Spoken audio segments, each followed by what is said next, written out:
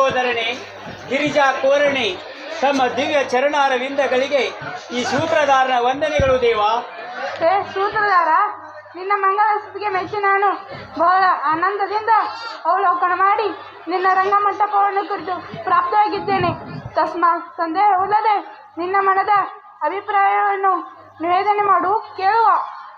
ಏ ಅಗಣಿತ ಮಹಿಮಾ ಕಾರಣೆ, ನಿತ್ಯವೂ ನಿರ್ಮಲನೆ, ಜ್ಞಾನದಾಯಕನೇ, ನಾನು ಇವತ್ತಿನ ದಿವಸ ಶ್ರೀರಾಮಾಯಣ ಸಾರ ಸಂಗ್ರಹವಾದ ರಾವಣಾಸುರ ವಧೆ ಎಂಬ ಆಖ್ಯಾನವನ್ನು ಪ್ರಸ್ತುತಪಡಿಸುವನಿದ್ದು, ಈ ಆಖ್ಯಾನದಲ್ಲಿ ಬರುವ ಶ್ರೀರಾಮಚಂದ್ರನ ಪಿತೃವಾಜ್ಞಾ ಪರಿಪಾಲನೆಯು, ಸೀತಾಮಾತೆಯ ಮಹಾಪತಿವ್ರತಾತನವು, ರಾಮ ಲಕ್ಷ್ಮಣ ಭರತರ ದಿವ್ಯವಾದ ಬಂಧು ಪ್ರೇಮತ್ವವು, ಸುಗ್ರೀವನ ದೀರ್ಘ ಶೌರ್ಯತ್ವವು, ಹನುಮಂತನ ದೀರ್ಘ ಶೌರ್ಯವು ಬಹು ಮನೋಹರವಾಗಿದ್ದು ಭಾವಿ ಸಂತತಿಗೆ ಮಾರ್ಗದರ್ಶಕವಾಗಿರುವವು. ದೇವ, ನಾನು ಹಿಡಿದ ಈ ಮಂಗಳ ಕಾರ್ಯವನ್ನು ಸಾಂಗೋಪಸಾಂಗವಾಗಿ ನೆರವೇರಿಸಿಕೊಡಬೇಕೆಂದು ತಮ್ಮಲ್ಲಿ ಶಿರಸಾಷ್ಟಾಂಗಪೂರ್ವಕವಾಗಿ ಬೇಡಿಕೊಳ್ಳುತ್ತೇನೆ. ಆಶೀರ್ವದಿಸುವ ಕೃಪೆಯಾಗಬೇಕು ದೇವ. ಕಲ್ಯಾಣ ಸೂತ್ರಧಾರ, ಬಹು ಜನ ಮನೋರಂಜನೆಗಾಗಿ ಪ್ರಯೋಗ ಮಾಡಿ ತೋರಿಸಬೇಕೆಂದಿರುವ ಈ ಆಖ್ಯಾನದಲ್ಲಿ ಯಾವ ಥರದಿಂದಲೂ ನ್ಯೂನತೆ ಉಂಟಾಗದಂತೆ ಆಶೀರ್ವಾದವನ್ನು ಮಾಡುತ್ತೇನೆ. ಇನ್ನು ಮೇಲೆ ನೀನು ಸಂದೇಹವಿಲ್ಲದೆ ಚೆಂದಾಗಿ ನಿನ್ನ ಆಖ್ಯಾನವನ್ನು ಪ್ರಾರಂಭಿಸು. ನಾನು ಬಂದು ಬಹಳ ವೇಳೆ ಆಯಿತು. ನನ್ನ ಸಂಸ್ಥಾನವನ್ನು ಕುರಿತು ಗಮನಿಸುತ್ತೇನೆ. ಸೂತ್ರಧಾರ, ನಾನು ಗಮನಾರಂಭವಾದ ಮೇಲೆ ಪಾತ್ರಗಳ ವಾದ್ಘೋಷ ಪರಿಹಾರ ಪಾತ್ರವಾಗಿ ಬ್ರಹ್ಮನ ಸತಿಯನ್ನು ಉಳಿಸಿ ಸರಸ್ವತಿಯನ್ನು ಸ್ತೋತ್ರ ಮಾಡು. ದೇವ, ಇನ್ನೇತರ ವಿಳಂಬವು ನಾನು ಬ್ರಹ್ಮನ ರಾಣಿಯಾದ ಸರಸ್ವತಿ ದೇವಿಯನ್ನು ಸ್ತುತಿಸಿ ನಿಮ್ಮ ಆಜ್ಞೆಯಂತೆ ನಮ್ಮ ಆಖ್ಯಾನವನ್ನು ಪ್ರಾರಂಭಿಸುತ್ತೇನೆ. ತಾವಿನ್ನು ಗಮನಿಸುವುದಾಗಬೇಕು ದೇವ. ನಿನ್ನ ಈ ಆಖ್ಯಾನಕ್ಕೆ ಕಲ್ಯಾಣವಾಗಲಿ.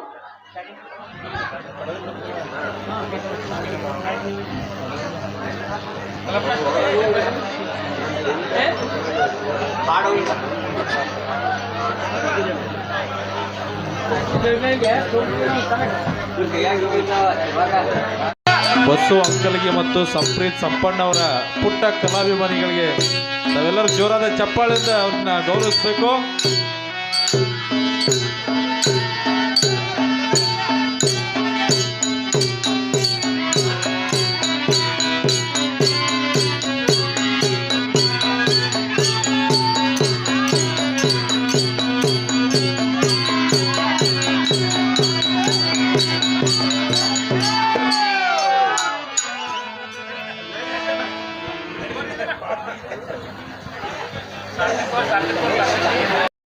ಶ್ರೀ ಸದಾನಂದ ಪಾಟೀಲ್ ಸರ್ ಅವರು ದಯವಿಟ್ಟು ವೇದಿಕೆ ಮೇಲೆ ಬರಬೇಕು. ಅವರನ್ನು ಜೋರಾದ ಚಪ್ಪಾಳೆಯೊಂದಿಗೆ ನಾವೆಲ್ಲರೂ ಸ್ವಾಗತಿಸಿಕೊಳ್ಳೋಣ.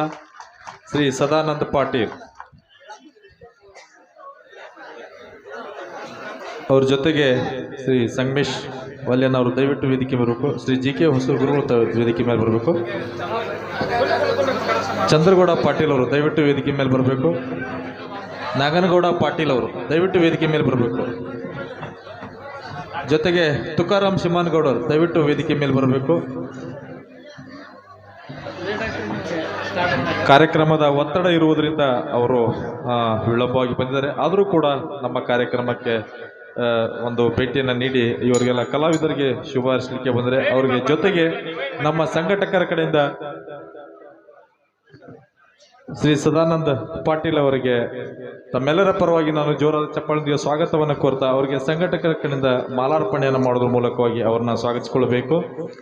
ಅದೇ ರೀತಿಯಾಗಿ ವೇದಿಕೆ ಮೇಲೆ ಆಸೀನರಾಗಿರ್ತಕ್ಕಂಥ ಚಂದ್ರಗೌಡ ಪಾಟೀಲ್ ಅವರನ್ನು ಕೂಡ ತಮ್ಮೆಲ್ಲರ ಪರವಾಗಿ ನಾನು ಸ್ವಾಗತವನ್ನು ಕೋರ್ತಾ ಅವರಿಗೆ ಸಂಘಟಕರ ಕಡೆಯಿಂದ ಮಾಲಾರ್ಪಣೆ, ಜೊತೆಗೆ ವೇದಿಕೆ ಮೇಲೆ ಆಸೀನರಾಗಿರ್ತಕ್ಕಂಥ ಇನ್ನೋರ್ವ ಗ್ರಾಮದ ಹಿರಿಯರಾದಂಥ ಶ್ರೀ ನಾಗನಗೌಡ ಪಾಟೀಲ್ ಅವರನ್ನು ಕೂಡ ತಮ್ಮೆಲ್ಲರ ಪರವಾಗಿ ನಾನು ಸ್ವಾಗತಿಸಿಕೊಳ್ತೇನೆ. ಜೊತೆಗೆ ವೇದಿಕೆ ಮೇಲೆ ಆಸೀನರಾಗಿರ್ತಕ್ಕಂಥ ತುಕಾರಾಮ್ ಸಿಮಾನಗೌಡರನ್ನು ಕೂಡ ತಮ್ಮೆಲ್ಲರ ಪರವಾಗಿ ನಾನು ಸ್ವಾಗತಿಸಿಕೊಳ್ತೇನೆ. ಈ ಒಂದು ನಾಟಕದ ಕುರಿತು ಎರಡು ಮಾತುಗಳನ್ನು ತಾವಾಡಿ ಈ ಮುಂದಿನ ಕಾರ್ಯಕ್ರಮಕ್ಕೆ ಚಾಲನೆ ನೀಡಬೇಕಂತೆ. ಮೊದಲನೆಯಾಗಿ ಎಲ್ಲರಿಗೂ ಕ್ಷಮೆ ಕೇಳ್ತೀನಿ, ಯಾಕಂದರೆ ಉದ್ಘಾಟನೆ ಆಲ್ರೆಡಿ ಆಗೋಗ್ಬಿಟ್ಟಿದೆ. ಮತ್ತು ನೀವು ಎಲ್ಲರೂ ಈ ಲಂಕಾದಹನ ಅಂತೇಳಿ ನಾಟಕ ನೋಡಲಿಕ್ಕೆ ಭಾಳ ಉತ್ಸುಕ ಇದ್ದೀರಿ. ಆದರೂ ಈ ಕಾರ್ಯಕ್ರಮಕ್ಕೆ ಬಂದೀವಿ ಅಂದರೆ ಒಂದು ಎರಡು ಮಾತಾಡಲೇಬೇಕು. ಯಾಕಂದರೆ ನಮ್ಮ ಎಲ್ಲ ರೈತ ಬಂದವರು, ನಮ್ಮ ಫ್ಯಾಕ್ಟ್ರಿಗೆ ಕಬ್ಬು ಕಳ್ಸೋರು ಎಲ್ಲರೂ ಈ ನಾಟಕದಲ್ಲಿ ಆಟ ಮಾಡ್ತಾಯಿದ್ದಾರೆ. ಮತ್ತು ನೀವು ಎಲ್ಲರೂ ರೈತ ಬಂದವರೇ ಇದ್ದೀರಿ. ನಂಗೆ ಬಹುಶಃ ನಾನು ಅನ್ಸೋ ಮಟ್ಟಿಗೆ ನಾಳೆ ನಮ್ಮ ಫ್ಯಾಕ್ಟ್ರಿಗೆ ಏನು ಇಲ್ಲಿಂದ ಕಬ್ಬು ಬರೋ ಹಂಗಿಲ್ಲ ಅಂತ ಕಾಣ್ತಾ ಇದೆ. ಯಾಕಂದರೆ ಎಲ್ಲರೂ ಇಲ್ಲೇ ಇದ್ದೀರಿ ನೀವು. ಸೊ ಈಗಾಗಲೇ ನಿಮ್ಮೆಲ್ಲರಿಗೂ ಗುರುತಿದೆ, ನಮ್ಮ ಫ್ಯಾಕ್ಟ್ರಿ ನಾವು ಒಂದು 8 ದಿನ ಆಯಿತು ಚಾಲೂ ಆಯಿತು. ನಾವು ನಮ್ಮ ಫ್ಯಾಕ್ಟ್ರಿಯಿಂದ 3,300 ರೂಪಾಯಿ ರೇಟ್ ಜಾಹಿರು ಮಾಡಿದ್ದೀವಿ. ಮತ್ತು ಅದೇ ರೀತಿ ಈಗ ಬಂದಂಥ ಕಬ್ಬರಿಗೆ ಒಂದು 8 ದಿನದಾಗ ಫಸ್ಟ್ನೇ ಬಿಲ್ಲನ್ನು ನಾವು 3,200 ರೂಪಾಯಿ ಹಂಗೆ ಪ್ರತಿ ಅವ್ರ ಅಕೌಂಟಿಗೆ ಜಮಾ ಮಾಡ್ತೀವಿ. ತಾವು ಎಲ್ಲರೂ ನಮ್ಮ ಫ್ಯಾಕ್ಟ್ರಿಗೆ ಕಬ್ಬು ಕಳಿಸ್ಬೇಕು. ಇಲ್ಲಿ ಯಾಕೆ ಕಬ್ಬು ಕಳಿಸ್ಬೇಕು ಅಂದರೆ ನಾವು ತೂಕನೂ ಕರೆಕ್ಟ್ ಮಾಡ್ತೀವಿ ಮತ್ತು ಬಿಲ್ಲು ಸರಿಯಾಗಿ ಟೈಮಿಗೆ ಕೊಡ್ತೀವಿ. ಮತ್ತು ನಮ್ಮ ಜನನೂ ಅಲ್ಲೇ ಎಲ್ಲರೂ ವರ್ಕ್ ಮಾಡ್ತಾರೆ. ಅದರಿಂದ ಎಲ್ಲ ರೈತರಿಗೂ ಲಾಭ ಆಗುತ್ತೆ ಮತ್ತು ಎಲ್ಲರಿಗೂ ಲಾಭ ಆಗುತ್ತೆ. ಅದರಿಂದ ದಯವಿಟ್ಟು ನೀವು ಎಲ್ಲರೂ ನಮ್ಮ ಫ್ಯಾಕ್ಟ್ರಿಗೆ ಕಬ್ಬು ಕಳಿಸ್ಬೇಕು ಅಂತ ಒಂದು ವಿನಂತಿ ಮಾಡ್ತೀನಿ. ಇದೇ ರೀತಿ ಬೇರೆ ಯಾವುದಾದ್ರೂ ಕೆಲಸನೂ ಇದ್ರೇನು ಶಾಸಕರವ್ರ ಕಡೆಯಿಂದ ಎಲ್ಲ ಕೆಲಸಗಳು ಮಾಡೋದು ಮತ್ತು ಏನೂ ಪ್ರಾಬ್ಲಮ್ ಇದ್ರೇನು ಸಾಲ್ವ್ ಮಾಡೋದು ನಮ್ಮ ಜವಾಬ್ದಾರಿ ಇದೆ. ಯಾಕಂದರೆ ಲಾಸ್ಟ್ ಟೈಮ್ ಎಲೆಕ್ಷನ್ನಲ್ಲಿನೇ ನಾವು ನೋಡಿದ್ವಿ, MLA ಎಲೆಕ್ಷನ್ ಟೈಮಲ್ಲಿ ಇಲ್ಲೇ ಭಾಳ ಗದ್ದಲ ಆಗಿತ್ತು. ಯಾಕಂದರೆ ಬೇರೆ ಪಾರ್ಟಿಯವರು ಬಂದು ಸಿಕ್ಕಾಪಟ್ಟಿ ಗದ್ದಲ ಮಾಡಿ ನಮಗೆ ಭಾಳ ಚೆನ್ನಾಗಿ ಎಲೆಕ್ಷನ್ ಸಪೋರ್ಟ್ ಮಾಡಿದ್ದಾರೆ. ನೀವು ಸಪೋರ್ಟ್ ಮಾಡಿದ್ದಕ್ಕೆ ನಾನು ಎಲ್ಲರಿಗೂ ಧನ್ಯವಾದ ಹೇಳ್ತೀನಿ. ಅದೇ ರೀತಿ ನಾವು ಎಲ್ಲರೂ ಈಗೇನು ಆಟ ಆಗ್ತಾ ಇದೆ, ರಾಮಾಯಣ ಆಟ ಆಗ್ತಾ ಇದೆ, ನಾವು ರಾಮ ಥರ ಯಾವಾಗಲೂ ನಾವೇನು ಒಂದು ಮಾತು ಕೊಡ್ತೀವಿ ಆ ಮಾತು ತಕ್ಕದ್ದು ನಾವು ಇರಬೇಕು. ಲಕ್ಷ್ಮಣ್ ಥರ ನಾವು ತಮ್ಮನ ಥರ ನಾವು ಇರಬೇಕು. ಮತ್ತು ಸೀತಾಮಾತೆ ಥರ ಪತಿವ್ರತೆ ಇರಬೇಕು. ಮತ್ತು ದಶರಥ ಥರ ಒಂದು ಮಾತು ಕೊಟ್ಟು ಅಂದರೆ ಆ ಮಾತು ಮೀರೋ ಹಂಗೆ ನಾವು ಇರಬೇಕು ಅಂತ ಹೇಳ್ತಾ ಒಂದು 2 ಮಾತನ್ನು ಮುಗಿಸಿ ಧನ್ಯವಾದಗಳನ್ನ ಹೇಳ್ತೀನಿ. ಭಾರತ್ ಮಾತಾ ಕಿ ಜೈ. ಮಾರ್ಮಿಕವಾಗಿ ಮಾತನಾಡಿರ್ತಕ್ಕಂಥ ಸದಾನಂದ ಪಾಟೀಲ್ ಅವರಿಗೆ ತಮ್ಮೆಲ್ಲರ ಪರವಾಗಿ ಜೋರಾದ ಚಪ್ಪಾಳೆಯೊಂದಿಗೆ ಸರ್ ಅವರೇ ಆಗಮಿಸಿ ನಮ್ಮ ಕಾರ್ಯಕ್ರಮಕ್ಕೆ ಚಾಲನೆ ನೀಡಿದ್ರಿ, ತಮ್ಮ ಅಭಿಲಾಷೆಗಳನ್ನು ಹೇಳಿದ್ರಿ. ತಮಗೆ ತುಂಬ ಧನ್ಯವಾದಗಳನ್ನು ಅರ್ಪಿಸುತ್ತಾ ಇನ್ನು ಮುಂದಿನ ಕಾರ್ಯಕ್ರಮ ತಮ್ಮ ಎದುರಿಗೆ.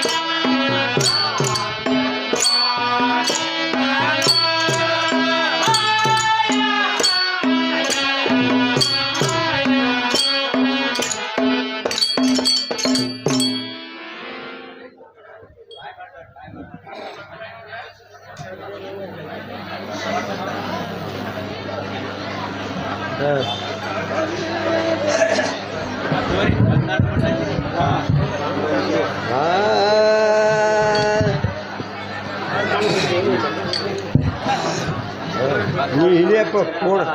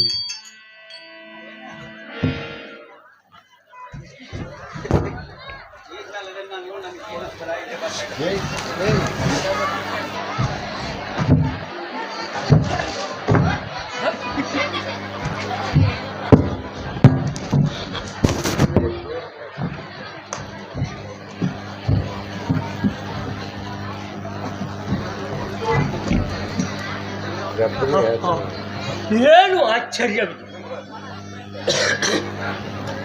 ಮೇಲ್ಭಾಗದಲ್ಲಿ ನೋಡಿದರೆ ಹಂಡೆ ಗ್ಲಾಸುಗಳನ್ನು ತೂಗು ಹಾಕಿರುತ್ತಾರೆ ಮತ್ತು ಕೆಳಭಾಗದಲ್ಲಿ ನೋಡಿದರೆ ರತ್ನದ ಬಳೆಯನ್ನು ಹಾಕಿರುತ್ತಾರೆ. ಇವನ್ನೆಲ್ಲ ನೋಡಬೇಕಾದರೆ ದೊಡ್ಡ ದೇವಾಲಯವೋ ಅಥವಾ ದೇವೇಂದ್ರನ ಮಂದಿರವೋ ಅಥವಾ ಕರುಣ ಪಿಶಾಚಿಗಳು ವಾಸ ಮಾಡುವಂತ ಸ್ಥಳವು ಛೇ ಇಲ್ಲಿ ನಿಲ್ಲುವುದು ಯೋಗ್ಯವಲ್ಲ. ಓಡಿ ಹೋಗುವುದು ಯೋಚನೆ. ಛೇ ಓಡಿ ಹೋಗುವುದು ಹೇಡಿಗಳ ಲಕ್ಷಣ. ಆದಷ್ಟು ಇಲ್ಲೇ ಸ್ವಲ್ಪ ವಿಶ್ರಾಂತಿ ತೆಗೆದುಕೊಳ್ಳುತ್ತೀನಿ.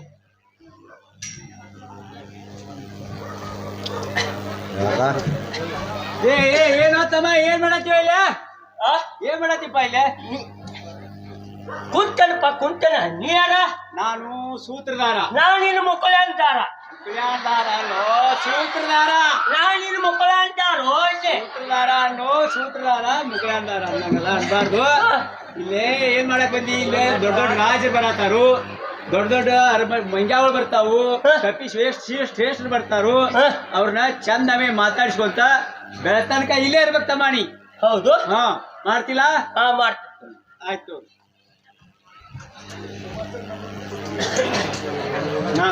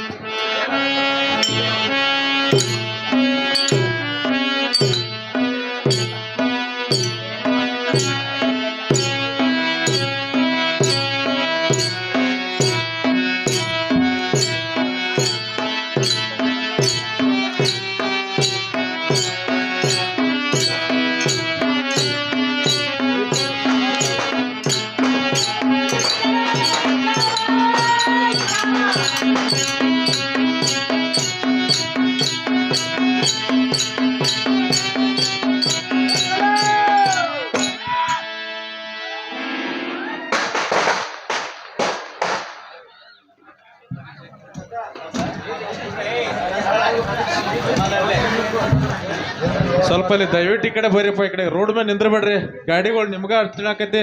ಈ ಕಡೆ ಬರ್ರಿ, ಈ ಕಡೆ ಬಂದು ಕೂತ್ಕೊಡ್ರಿ. ಷಡು ಸಿಂಗಾರದಿಂದ ಬಂದು ಕೂತಂತವ್ರು ತೋರ್ಸ್ವಾಮಿ ಹೋ.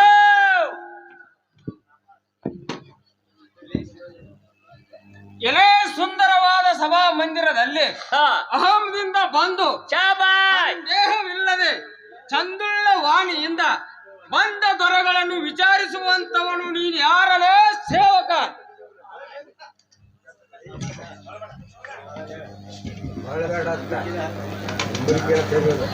ನಿಮ್ಮಂತ ದೊಡ್ಡ ದೊಡ್ಡ ರಾಜರನ್ನು ಮಾತನಾಡಿಸುವಂತ ಸಾರಥಿ ಸಾರ್ಜನುತ್ತಾರೆ. ಆದರೆ ತಾವ್ಯಾರು, ತಮ್ಮ ನಾಮೇನು? ಚೆನ್ನಾಗಿ ಹೇಳ್ಬೇಕು ರಾಜ.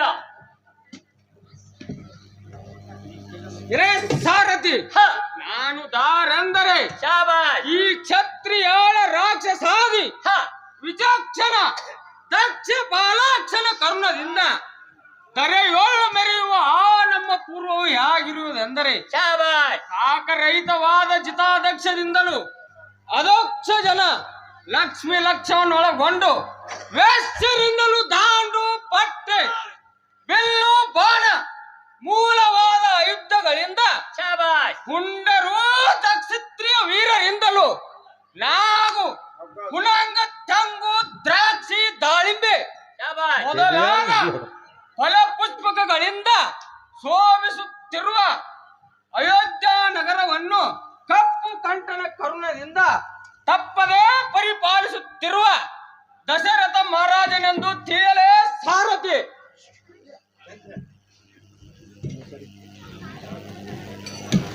ದಶರಥ ಮಹಾರಾಜ ಅನ್ನೋದು ನನಗಾದ್ರೂ ಗೊತ್ತಾಯ್ತು, ಅಥವಾ ಕುಂತಂತ ಸಮಾಜನಕ್ಕಾದ್ರೂ ಗೊತ್ತಾಯ್ತು.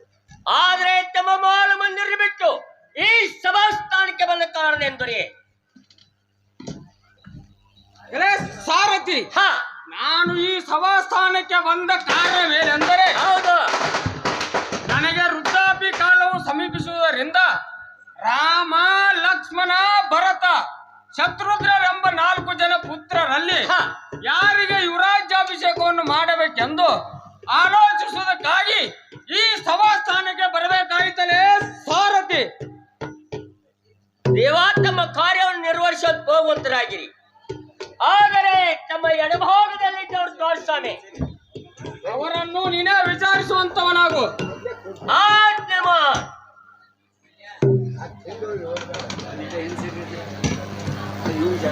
ಇದು ಯಾಕೋ ಒಂದಿಟ ಇತರ್ಲೆ ಕುಂತಿದ್ದು ಏನ್ ಮಾಡ್ತತ್ತೋ ಇದು? ಏನ್ ಜಿಗಿತತ್ತೋ ಡೊಗ್ಗಾಲೋಗಿತ್ತೋ ನೋಡ್ತೇನೆ ನಾನು. ಷಡು ಸಿಂಗಾರದಿಂದ ಬಂದು ನಿಂತು ಕುಂತವ್ರು ತೋರ್ಸ್ವಾಮಿ ಹೋ. ಹೆಂಗಾರ ಗಳಿಸುವ ಗೋಳ ವೀರ ಮುಂಭಾಗದಲ್ಲಿ ನೆತ್ತು ಶಿರವ ಬಗ್ಗಿಸಿ ಎನ್ನ ಕಲದೋಳ ಜರುಗಿಸುವ ಖಡ್ಗದಿಂದ ನಿಕಲೋಳ ಪುಂಡಪ್ಪರ ಚೆನ್ನಡಿಗೆ ಶಾಬಾಷ್. ಬಿಡುಗಡೆ ಮಾಡ್ತೀನಿ ಹೇಳ ನೈ ಸೇವಕ ಅರ್ಧ ತಲೆ ಉಂಗ್ರಣ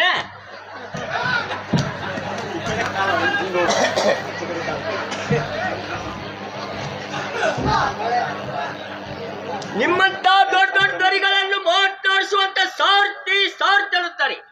ಆದರೆ ತಾವ್ಯಾರು, ತಮ್ಮ ನಾಮೇನು? ಚೆನ್ನಾಗಿ ಹೇಳ್ಬೇಕು ಸ್ವಾಮಿ.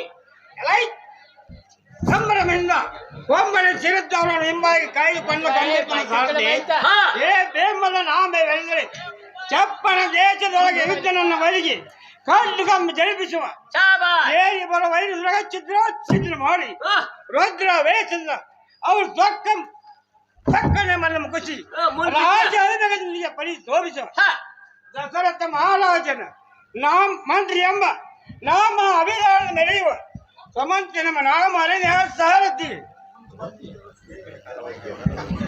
ದಶರಥ ಮಹಾರಾಜನ ಸುಮಂತ ಅನ್ನೋದು ನಮಗಾದ್ರೂ ಗೊತ್ತಾಯ್ತು. ಜಂಗಳಾದ ಮನೆಯಾಗ ಸುಮ್ಮನೆ ಮಲ್ಕೊಳ್ಳೋ ಅನ್ನೋದು ಇಡೀ ಜಗತ್ತಾದ್ರೂ ಗೊತ್ತಾಯ್ತು. ಆದರೆ ತಮ್ಮ ಮಹಾನ್ ಮಂದಿರ ಬಿಟ್ಟು ಈ ಸಭಾಸ್ಥಾನಕ್ಕೆ ಬಂದ ಕಾರಣ ಏನು ಸರಿ ಸ್ವಾಮಿ? ಸಾರಥಿ, ನಾನು ಈ ಸಭಾಸ್ಥಾನಕ್ಕೆ ಬಂದ ಕಾರಣವೆಂದರೆ ನಮ್ಮ ಒಡೆಯನ ದಶರಥ ಮಹಾರಾಜನು ನಾಲ್ವರ ಪುತ್ರರಲ್ಲಿ ಯಾರಿಗೆ ಯುವರಾಜಿಗೆ ಪಟ್ಟಾಭಿಷೇಕ ಮಾಡಬೇಕೆಂಬ ಕಾಯಿ ಚಟ್ಟನೆ ನನ್ನನ್ನು ಸಭೆ ಕರೆಸಿದ್ರ ಆತನ ಆಜ್ಞಾನುಸಾರವಾಗಿ ಇಲ್ಲಿಗೆ ಬರಲಾಯಿತು. ತೇಜರಾಗಿ ಸಾರಥಿ ಸ್ವಾಮಿ ತಮ್ಮ ಕಾರ್ಯ ನಿರ್ವಹಿಸಲು ಹೋಗುತ್ತರಾಗಿ ನಮ್ಮ ಜನ ಇಲ್ಲವೇ ಮನುಷ್ಯ ಮಂತ್ರಿ ಶಿರೋಮಣಿಯಾದ ಸುಮಂತನೇ ಈ ಯೋಗ್ಯ ಸ್ಥಾನದಲ್ಲಿ ವಿಶ್ರಮಿಸಿ ಸಚಿವ ಶ್ರೇಷ್ಠರಾದ ನಮ್ಮ ಕುಲಗುರುಗಳಾದ ಮಹಾಮುನಿಗಳನ್ನು ತೀರುವದಿಂದ ಕರೆಸುವಂತ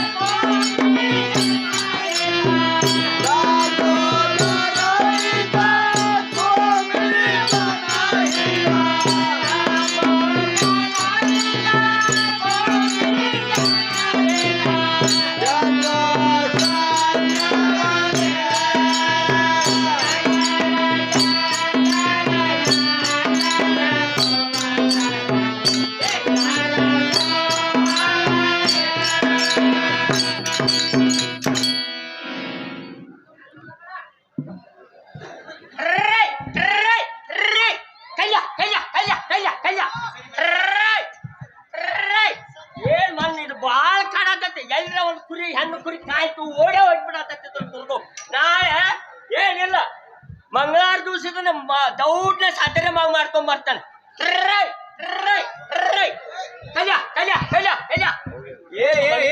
ಏನು ಇದು ಏನ್ ಮಾಡತ್ತೀವ ನೀನು?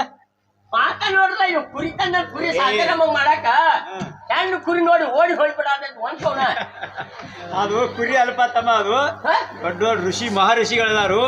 ದೊಡ್ಡ ಅವ್ರನ್ನ ಚಂದವೇ ವಿಚಾರ ಮಾಡು, ಅವ್ರು ಯಾರು ಅನ್ನೋದು ನಿನಗೆ ಹೇಳ್ತಾರ. ನಾ ಕುರಿ ಮಾಡಿದೇನ್ರಲ್ಲ ಮಹರ್ಷಿಗಳದಾರ್ತು ಅವ್ರ ಮತ್ತೆ ವಿಚಾರ ಹೌದು.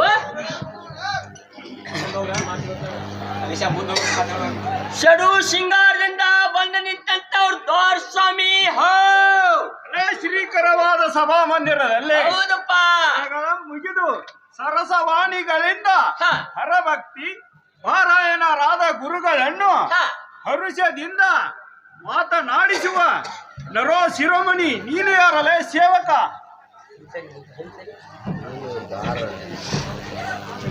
ನಿಮ್ಮಂತ ದೊಡ್ಡ ದೊಡ್ಡ ಋಷಿಗಳನ್ನು ಮಾತನಾಡಿಸುವಂತ ಸಾರಥಿ ಸಾರ್ಥನುತ್ತಾರೆ. ಆದರೆ ತಾವ್ಯಾರು, ತಮ್ಮ ನಾವೇನು ಚೆನ್ನಾಗಿ ಹೇಳ್ಬೇಕು ಸ್ವಾಮಿ. ಸಾರಥಿ ನಾವು ಯಾರಂದರೆ ಹಾ ಶೇಷಾಚಲ, ಭದ್ರಾಚಲ, ಶಾಬಾಯ್. ಕಟುಕಾಚಲ, ರಂಜಿತಾಚಲ, ಹಾ ಅರುಣಾಚಲ, ಕಪಾಲ, ಶ್ರೀಶೈಲ, ಸುಗೋಲ ಹಾ ಮುಂತಾದ ಸೋನಿ ಒಳಗಿನ ಮುಕ್ಕಣ್ಣನ ಪಾದ ರೇಣುವಿನ ಅಂತಃಕರಣದಿಂದ ಹಾ ಗುಣಮುಖನಾಗಿ ಪರಿಶೋಭಿಸುವ ಶಾಬಾಯ್. ಹೆಮ್ಮೆಯ ಬ್ರಾಹ್ಮಣ ಹಾ ಮಾನಸ ಪುತ್ರನಾದ ವಶಿಷ್ಠ ಋಷಿಗಳೆಂದು ತಿಳಿಯುವಂತನಾಗು ದೂತ ಲೋಕ ಪ್ರಖ್ಯಾತ. ವಶಿಷ್ಠ ಋಷಿಗಳನ್ನೋದು ನಮಗಾದರೂ ಗೊತ್ತಾಯ್ತು, ಅಥವಾ ಕುಂತಂತ ಸಮಾಜನಕ್ಕಾದ್ರೂ ಗೊತ್ತಾಯ್ತು. ಆದರೆ ತಮ್ಮ ಬಾಲ ಮಂದಿರ ಬಿಟ್ಟು ಈ ಸಭಾಸ್ಥಾನಕ್ಕೆ ಬಂದ ಕಾರಣ ಏನು ಸ್ವಾಮಿ? ಎಲ್ಲ ಸಾರಥಿ ನಾವು ಈ ಸಭಾಸ್ಥಾನಕ್ಕೆ ಬಂದ ಕಾರಣವೇನೆಂದರೆ ಹೌದು. ನಮ್ಮ ದಶರಥ ಮಹಾರಾಜನು ನನ್ನ ದರ್ಶನವನ್ನು ಅಪೇಕ್ಷಿಸುವುದರಿಂದ ಶಾಬಾಯ್. ಈ ಸಭಾಸ್ಥಾನಕ್ಕೆ ಬರಣವಾಯಿತು. ತಿಳಿಯುತ್ತಲೇ ಕಿಂಕರ. ಸ್ವಾಮಿ ತಮ್ಮ ಕಾರ್ಯವನ್ನು ನಿರ್ವಹಿಸುವಂತ ಹೋಗುವಂತರಾಗಿರಿ.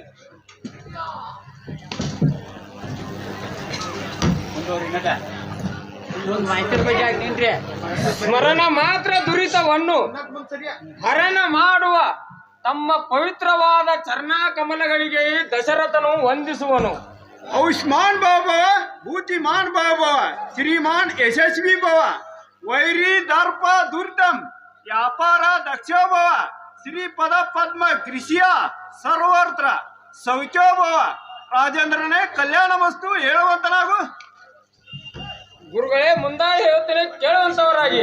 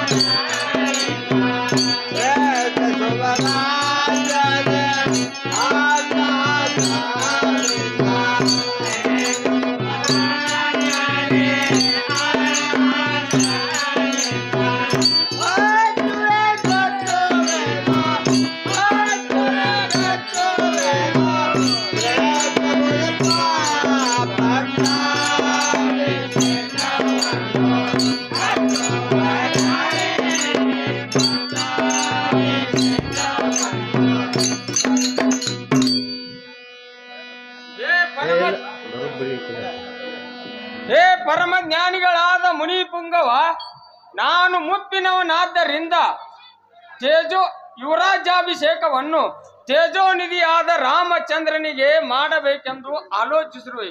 ಅಲ್ಲದೆ ತಮ್ಮ ಹಸ್ತದಿಂದ ಶುಭ ಮುಹೂರ್ತದಲ್ಲಿ ರಾಜ್ಯಾಭಿಷೇಕವನ್ನು ಮಾಡಬೇಕೆಂದು ಆಲೋಚಿಸಿರುವೆ. ಅದಕ್ಕೆ ತಮ್ಮ ಅಭಿಪ್ರಾಯವನ್ನು ತಿಳಿಸುವಂತವರಾಗಿ. ಅಲೇ ರವಿಕುಲ ತಿಲಕನೇ, ರಾಜಪಟ್ಟಕ್ಕೆ ಸಲ್ಲುವ ಪುರುಷನಿಗೆ ಇರಬೇಕಾದ ಲಕ್ಷಣಗಳು ಯಾವ್ಯಾವ ಅಂದರೆ ದಾಕ್ಷಿಣ್ಯಂ, ಸಜನೋದಯ, ಪರಿಜನೆ, ಸದಾ ದುರ್ಜನೆ, ನವನೂರ್ಪಜನೆ, ನಾರಿಜನೆ, ದುರಿತತ, ಹೆಚ್ಚೈವ ಕುಶಲಾಷ್ಟ. ರಾಜೇಂದ್ರನೇ, ಇದರ ಭಾವಾರ್ಥವೇನೆಂದರೆ ಬಾಂಧವರಲ್ಲಿ ದಾಕ್ಷಿಣ್ಯವು, ಸೇವಕರಲ್ಲಿ ದಯವು, ದುರ್ಜನರಲ್ಲಿ ಕೋಪವು, ಸಜ್ಜನರಲ್ಲಿ ಪ್ರೀತಿಯು, ವಿದ್ವಾಂಸರಲ್ಲಿ ತ್ಯಾಗವು, ಶತ್ರುಗಳಲ್ಲಿ ಪರಾಕ್ರಮವು, ಗುರು ಜನರಲ್ಲಿ ಕ್ಷಮೆಯು ಇರುವ ಗುಣವುಳ್ಳವನೇ ರಾಜ ಪಟ್ಟಕ್ಕೆ ಸಲ್ಲತಕ್ಕವನೇ ಎಂದು ಶಾಸ್ತ್ರ ಪ್ರಮಾಣದಲ್ಲಿರುವುದರಿಂದ ಅರಸನೇ, ಇವೆಲ್ಲ ಗುಣ ಲಕ್ಷಣಗಳು ನಿನ್ನ ಪುತ್ರನಾದ ರಾಮಚಂದ್ರನಲ್ಲಿರುವುದರಿಂದ ಹಾಗೂ ಅವನು ನಿನ್ನ ಜ್ಯೇಷ್ಠ ಪುತ್ರನಾಗಿರುವುದರಿಂದ ಆತನಿಗೆ ಯುವರಾಜ ಪಟ್ಟಾಭಿಷೇಕವನ್ನು ಅತ್ಯಂತ ಅವಶ್ಯವಾಗಿ ಮಾಡತಕ್ಕದ್ದು. ಆತನಿಂದ ನಿನ್ನ ವಂಶವು ಪವಿತ್ರವಾಗಿ ಕೀರ್ತಿ ಹೊಂದುವುದು.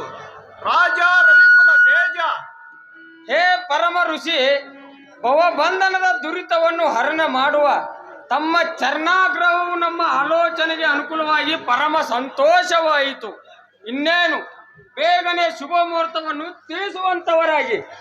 ರಾಜೇಂದ್ರನೇ, ಇದೇ ವೈಶಾಖ ಶುದ್ಧ ಪಂಚಮಿ ದಿನ ಅಭಿಜಿತ್ ಶುಭ ಮುಹೂರ್ತ ಇರುವುದರಿಂದ ಶ್ರೀರಾಮನಿಗೆ ಪಟ್ಟಾಭಿಷೇಕವು ಮಾಡೋದು ಅತ್ಯಂತ ಸುಖದಾಯಕವಾಗಿದೆ.